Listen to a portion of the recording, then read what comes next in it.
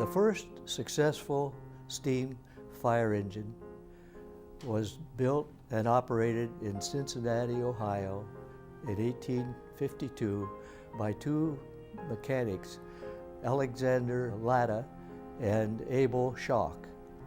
This prototype engine weighed 10 tons. All the components were assembled on a heavy wooden frame, and the frame was mounted on an old ladder buggy.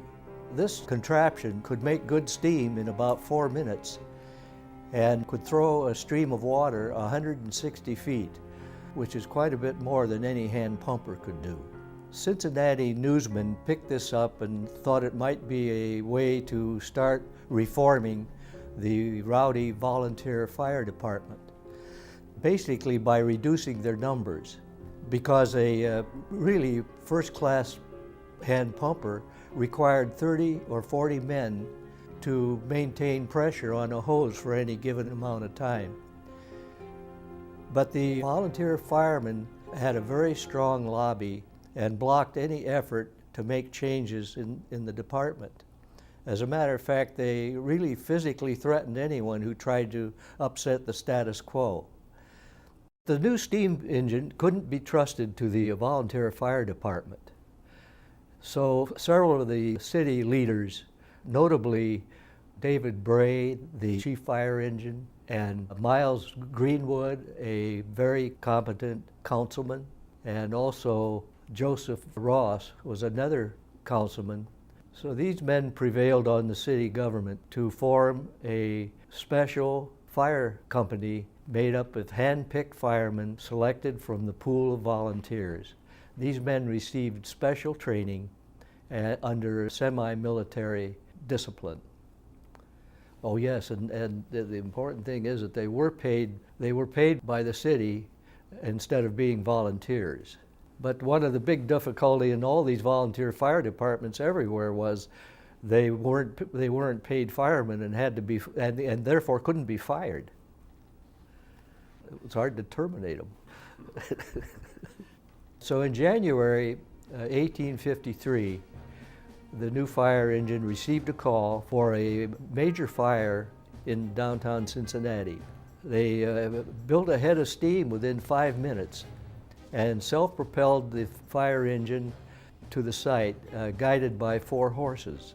There was a pretty large crowd of people that followed, and they included not only the city officials, but a pretty good number of volunteer firemen. So at the fire site, they connected 4 hoses up to the new steamer, and the firemen went in the burning building and managed to get the fire under control. About a month afterward, one of the fire companies started a fire in a building right near their competitor company. So they went to the fire, and the other company went to the fire, and they started to fight over the fire hydrant. And they battled all night. Each side called in a couple other fire companies, and it really got to be a serious brawl.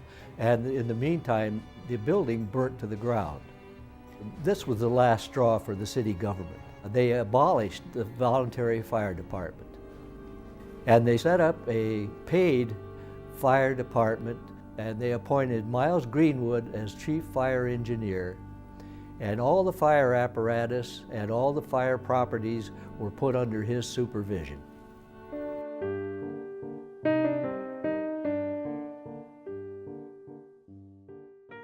Communities try to diminish the political influence of having so many volunteers. They tried to replace manpower with horsepower. Remember that it took 30 to 40 people to operate a hand pumper? Well, when they incorporated the steamer, it only took one guy to turn the throttle. And so you started to shift the whole philosophy. It was a sea change for the fire service. There were multiple fire departments that started to embrace that technology early on, and they realized that they needed to have better training. Because steamers would blow up. I mean, if people weren't paying attention to what they're doing, they'd explode. That's where the term engineer came from, and that's where the term chief engineer came from. Prior to that, the person who ran a fire company was called a foreman. As fire departments began to adopt steamer technology, it began to have an effect on the way they were organized, the amount of people that were involved in running a department, and how many were needed to actually go to the scene of a fire. Actually, there was multiple technologies that began to take an effect about that period of time. Everybody focuses on the steamer because that was the firefighting side of things. The original steamers were very, very large, heavy devices. The reason horses were brought in is you just couldn't put enough manpower on the front of a 10-ton steamer to make it go anywhere very fast.